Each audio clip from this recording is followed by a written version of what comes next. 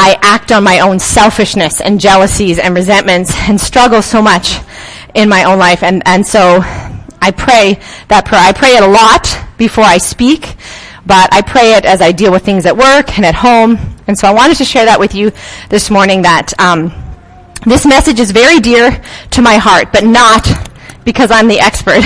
It's because I desperately need it, and I'm a student of this. We are on our final virtue of our message on our Christ-like life. It's from 2 Peter chapter 1, verses 1 to 9. And I just want to recap a good section of that scripture as I begin this morning and take us back. We're going to read verses 3 to 7. And it says this: His divine power has given us everything we need for life and godliness through our knowledge of Him who has called us by His own glory and goodness.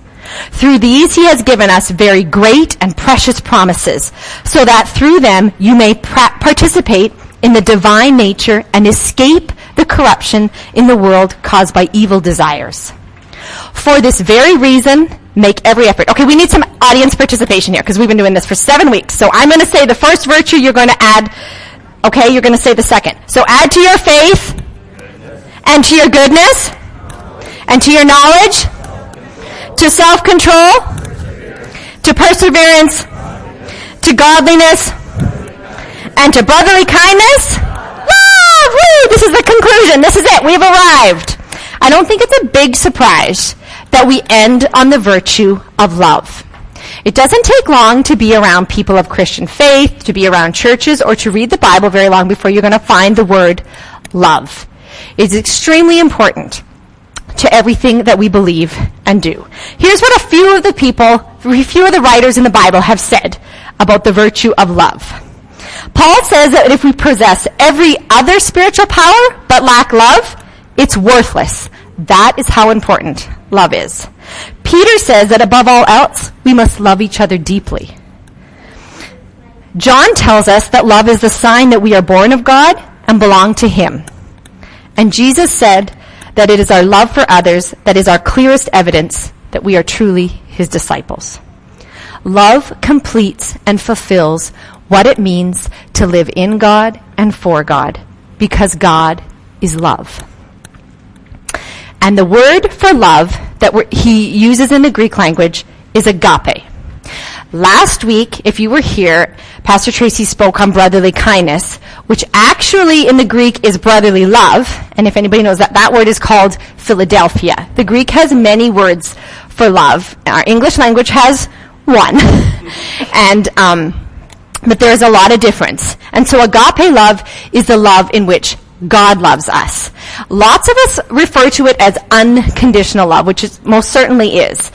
As human beings, we love with conditions, naturally. If we wait till we're aroused to feel love or are drawn to love, and then it's easy to express love. Unconditional love is where you express love whether or not you feel it. And you trust that the feelings will come. They're secondary. But you choose to love. Agape love is even stronger than merely unconditional love. It loves in the face of fierce opposition of emotions, whether the person you are trying to show love to is opposing you with lots of negativity, or whether it's welling up from inside of you when you're trying to express that love. In both cases, agape love is able to rise above and express love. Because agape love is unprovoked love. We don't normally use the word unprovoked in a positive way. Most often we hear the word unprovoked attached to like unprovoked anger or unprovoked violence, where Mr. John Doe is minding his own business and along come a group of thieves, and in an act of unprovoked violence they beat him and rob him. That's how we usually use that term. There are many wonderful stories in our news about good things, but we don't usually word it that way. We don't say, there was this gentleman minding his own business and along came a group of kind-hearted philanthropists and blessed him with kindness in an act of unprovoked love. That's not how we say that. But that's exactly what agape love is. And that's exactly what happened in the story of the Good Samaritan. I'll recap it quickly for those of you who might not be familiar with it. In the story of the Good Samaritan, a man is robbed and badly beaten and left on the side of the road. Two people that we know of in the story pass him by, and one is a priest, and one is a Levite who knows well enough that he should have training and have obligation to want to help this man. The third person who comes along is actually the person who has every reason to avoid the gentleman because of his culture. He's a Samaritan, so most people do not like him. So he could, right off the bat, he'd be like, this guy probably doesn't even want me helping him. So he has the right. But he chooses, in an act of unprovoked love, to help this total stranger that he knows nothing about. He cares for his wounds. He puts him in a hotel. He pays for all of it. He feeds him. He gives up whatever he was doing that day. It sounds like it takes the entire day. He leaves money with the guy at the hotel to continue to pay for the things that this guy needs, and says he'll come back and pay for more if it takes more money, and then he has to get back to his life or his family or whatever. That is an act of unprovoked love. He didn't know that guy. He didn't know whether he deserved the beating, or he didn't know anything about it, and yet he chooses to care for him with unprovoked love. Because agape love seeks those who never saw it coming and never had it coming. It shows up unexpected, unannounced, and undeserved. Unprovoked love works the same way that unprovoked anger works. It's just moving in the opposite direction. It's love beyond reason. And so it's hard to make sense of it sometimes. It's just the kind of love our world needs more of. It's the kind of love our community could use a little booster shot of. Don't you think? I don't have to go far to hear news and concerns about things in our community, things that people are concerned about, afraid about, worried about, that need to be fixed or changed or improved, problems that are troublesome and hard to solve, organizations that are desperate for volunteers. But you know what? I also hear beautiful stories of people with agape love working in our community, not even really realizing what they're doing. And when I think of those people, I think, how much grief and trouble is our community been spared because of all the wonderful acts of agape love that these people are doing, all the things that the people they are caring for. One person comes to mind. She's a lady that works at the high school. And as she works along and does her job, not really intentionally, she's just befriended a lot of the students there. And they open up to her. They feel comfortable. And they talk to her about all kinds of things. What's going on at home, troubles at school, problems, things that have offended them and they're struggling with the media, with Facebook and Instagram. And she offers, as she's talking to me without even realizing it, I don't think she's telling me all the things that she shares with these kids, how she encourages them, how she's helped them, things that she's made the school administration aware of that has really helped. She's brought things to parent council. She's done all kinds of things that have brought about solutions and change without realizing it. She's been a powerful She's a powerful agent, let me say, of unprovoked love, of agape love. Before the fire, she had a different job, and she made a lot more money. She was also talking to me in that same conversation about the financial decisions that their family makes wisely now because of some of the choices that they've made. But she says that she gets up at 5:30 every morning, and she loves going to work. She just loves being there. That's agape love. This morning, I'm going to focus on 3 groups of people that can be very difficult to love. Maybe it's just where I need agape love, but hopefully you'll find some help with this too. The groups of people I'm going to talk about are the least of these, the most of these, and the worst of these. Or the losers, the winners, and our enemies. So we're going to start off with the least of these, losers. I know that's a strong mean word, but if I'm honest with myself, and all of us have different people, we are all going to have different people that fall into these categories. This is a very personal thing. I have, in my mind, whether I acknowledge it and admit it or not, a group of people that I dismiss. They just don't make my cut. They are too hard to deal with. They, I don't know, for whatever reason, I have my own little judgments and biases, and they're just exhausting people to deal with. And so I might avoid them. I might see that person in the grocery store, and I might go, ooh, let's go over here. I don't want to be stuck for 20 minutes in that tiring conversation, whatever it is. And maybe that's just me, but I'm going to guess not. I'm going to guess we all have some people in our lives that we do this with. This is this group of people. These are people that we choose to overlook or ignore, because to focus on them requires us to go out of our way. And we're already busy. And we'd have to put in effort. These people you don't just visit. If you sit next to this person in the coffee room, it's just not going to be, you're just not going to relax. This is going to take a little work to have a conversation with this person. You have to take your brain off autopilot. And it's going to take energy. And sometimes we just don't know if it's worth it. Maybe somebody else could deal with these people. Well, we're going to take a couple minutes and just look at what Jesus had to say to us about these kinds of people.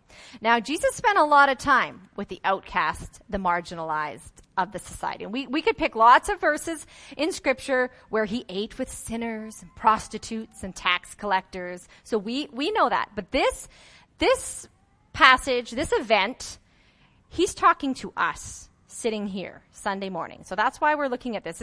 This is like a weird story to bring up, but it's Jesus when he gets angry in the temple. There's a lot going on here, and I want to point out something from this story. There's two accounts of it, Matthew 21 and Mark 11. We don't see many accounts of Jesus expressing this kind of anger in Scripture. This is very, very rare. And I mean, it wasn't just a little bit angry. He fell off his rocker and blew his top. This was crazy. The temple was the church building of that day. That's where people came to worship. There was an outer court. Sometimes people came from far, far away to worship, and part of their worship included sacrifices, which could be grain or food that you've grown. But if you traveled a long distance, you're probably going to need to buy I don't know what they bought, a dove or a lamb or a cow. That'd be a pretty big sacrifice. But all those kinds of things were sacrificed. So I'm imagining that at the beginning of this, when the merchants set up in these outer courts, I think they were trying to help people worship by selling them the animals and the things that they would need to go into the temple.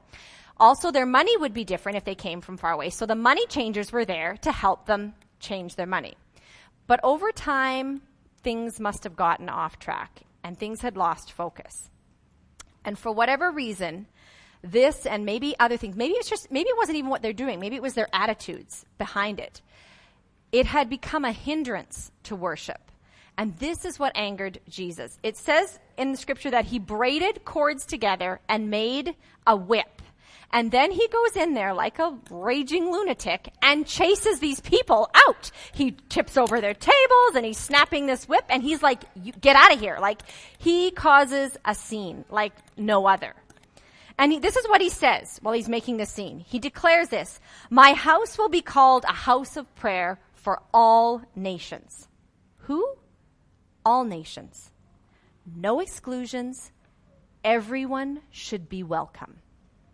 He doesn't care if they don't have the right money or money at all. He doesn't care if they have the right sacrifices. He wants everybody from everywhere to come to his temple and pray.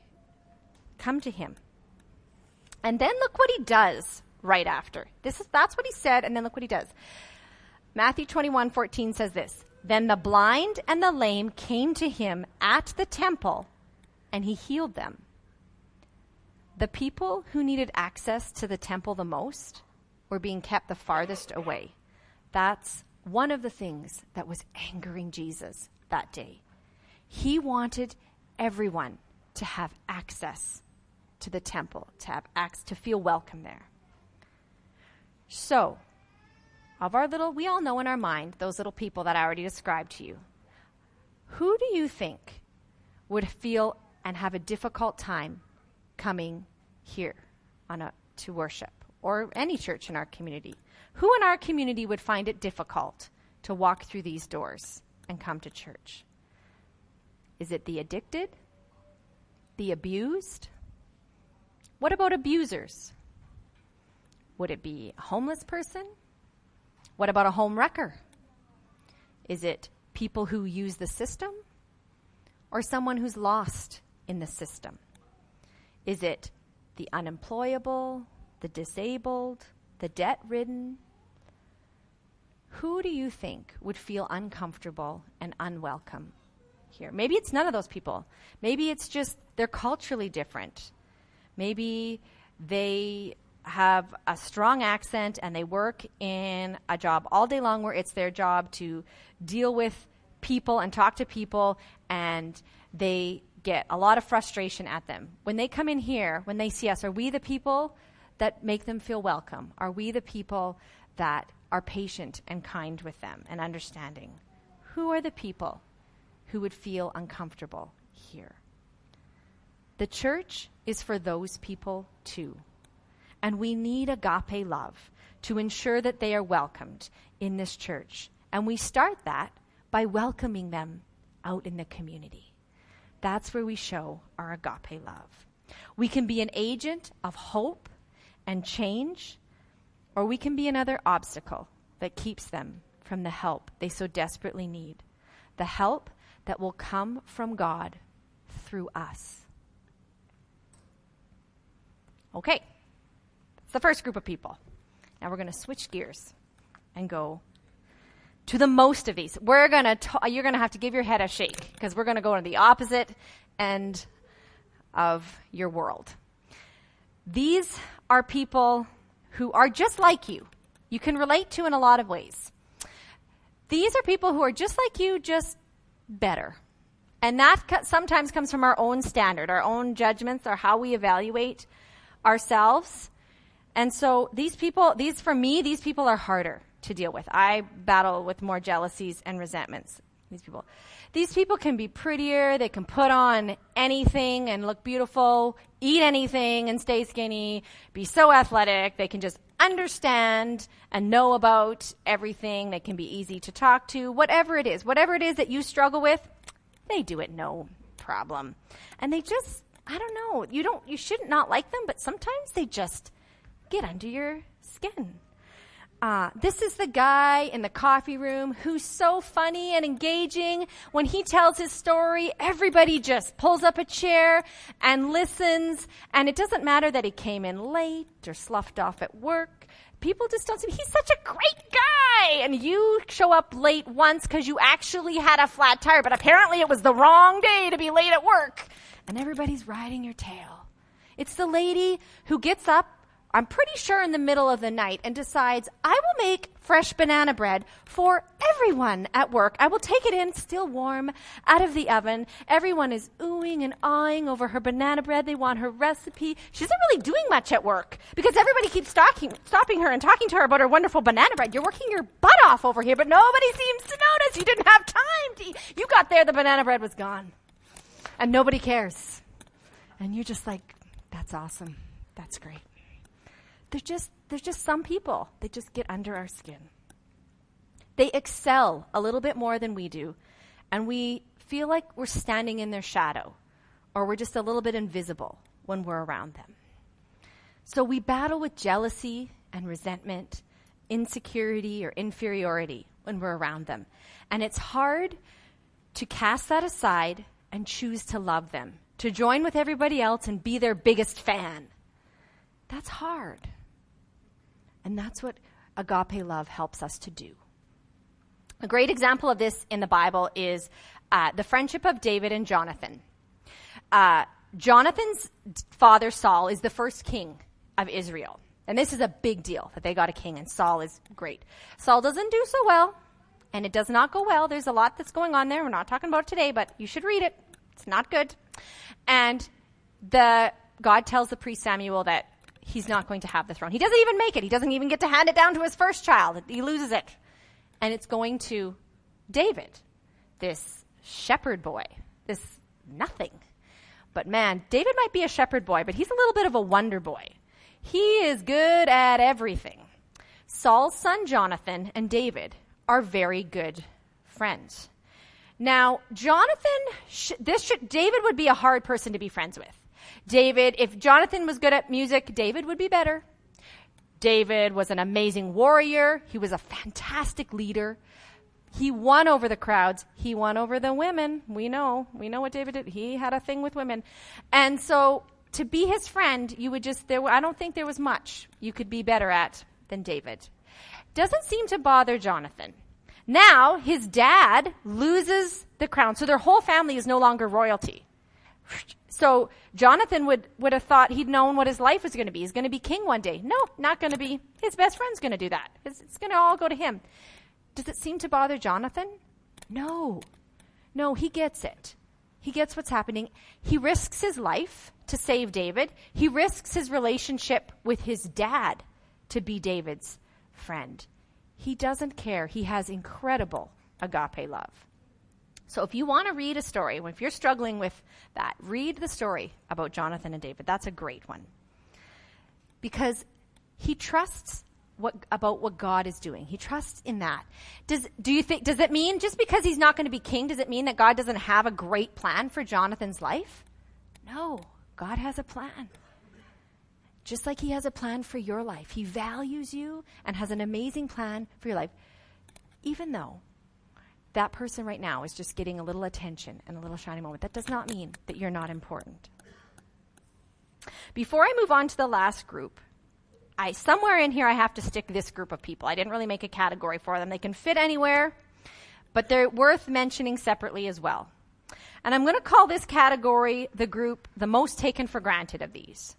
These are the people that are the very closest to us in our lives. So it's going to be our husbands or our wives or children. Kids, it's your mom and dad, or maybe you're at the phase in life where it's a roommate or a best friend.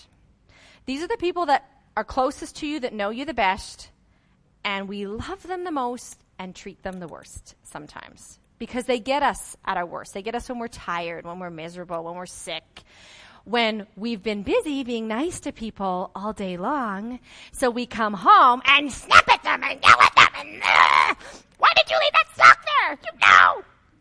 You know, there's garbage cans everywhere. This belongs in the garbage. All this silly, irrational behavior. And we're certain that we're not having a bad day. It's really about the wrapper that you left on the floor. No, it's not. And that's not agape love. Our devotion to Christ does not cancel out our devotion to others. It completes it. So we need agape love in our home.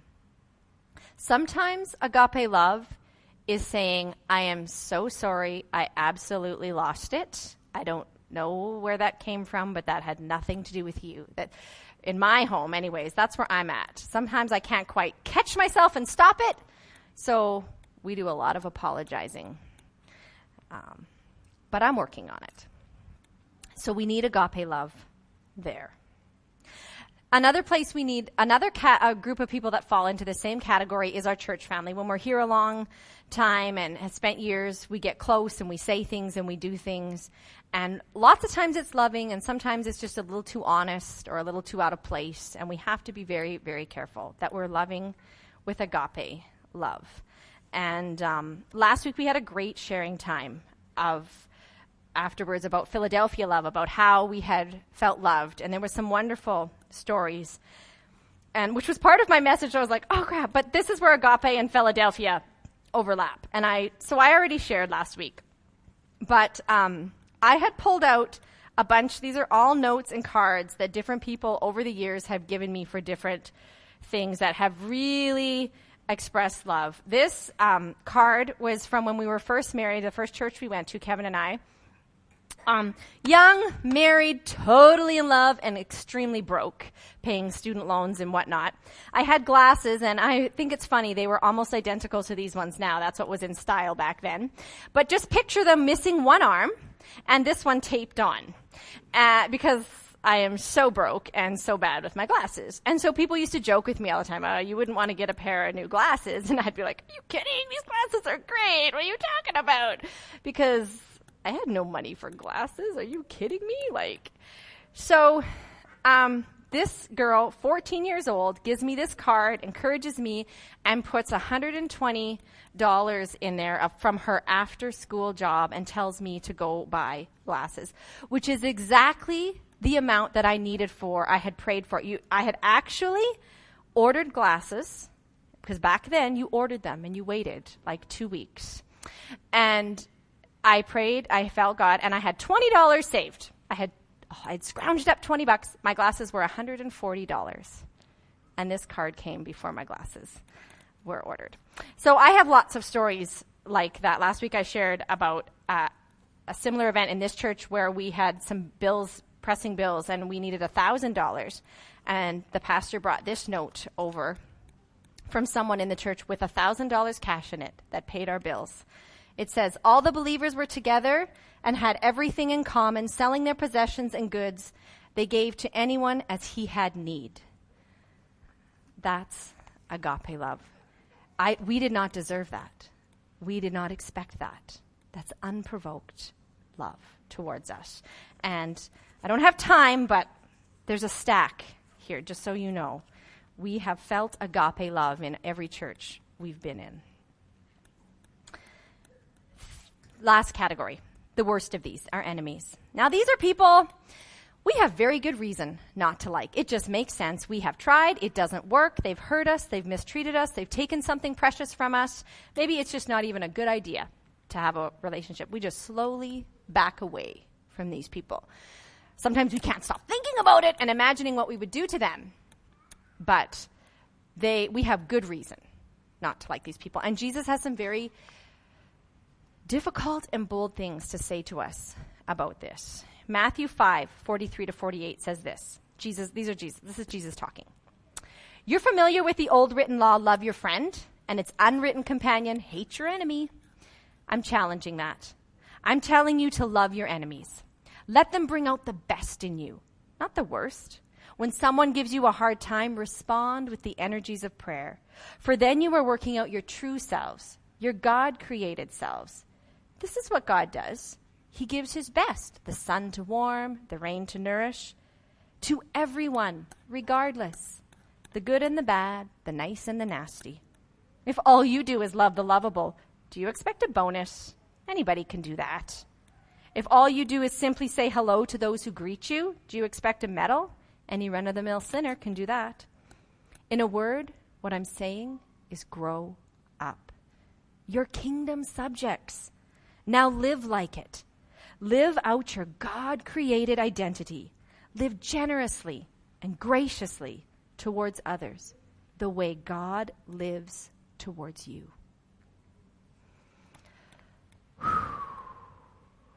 That's tough. He's not even easy on us, like a little. That is hard. And when I look around, I see people who have lived this way. And there is incredible benefit for ourselves and others. And so I understand it. But when I'm angry, it's hard. It is. I'm pretty sure there's a lot, my situation is different. If he'd understand me, no. A great example of this for me is Dr. Martin Luther King Jr. He was very vocal and passionate about loving his enemies and calling us to love our enemies. And he had an enemy of that day, and he put his life efforts into it, and his enemies took his life. But they did not affect what he was trying to do. They couldn't kill that. They couldn't kill the truth of what he was doing. And his life changed society. Everything he wanted and desired came out of what he did, how he lived his life. These are a couple of quotes he was known to say. One is, love is the only force capable of transforming an enemy into a friend. Another one he said was, darkness cannot drive out darkness. Only light can do that. Hate cannot drive out hate. Only love can do that. And that's what he did. He lost his life loving his enemies, but he literally drove them out with love. He won them over. And we've heard other stories about that. I've heard stories of with the Rwandan genocide or the Holocaust, of people who have suffered greatly or lost greatly, and others who had created the suffering.